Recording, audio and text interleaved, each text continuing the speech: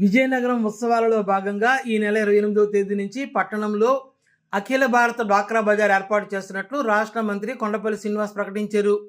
స్థానికంగా పెద్ద చెరువు గట్టు ఎదురుగా ఉన్న మాన్సాస్ గ్రౌండ్లో ఏర్పాటు చేసే ఈ ప్రదర్శన 28వ తేదీ నుంచి అక్టోబర్ నెల 8వ తేదీ వరకు కొనసాగుతుందని చెప్పారు. ఈ సరస్సుకు సంబంధించిన పోస్టర్ను జిల్లా కలెక్టర్ రామచందర్ రెడ్డితో కలిసి మంత్రి కొండపల్లి ఆవిష్కరించారు. డ్వాక్రా బజార్లో స్వయం సహాయక సంఘాలు, గ్రామీణ కళాకారులు తయారు చేసిన చేనేత హస్తకళలు, చేనేత ఉత్పత్తులు, గృహ అలంకరణలు, ఆహార ఉత్పత్తుల ప్రదర్శనలతో పాటు అమ్మకాలు కూడా జరుగుతాయని, ఈ అవకాశాన్ని ప్రజలంతా సద్వినియోగం చేసుకోవాలని పిలుపునిచ్చారు.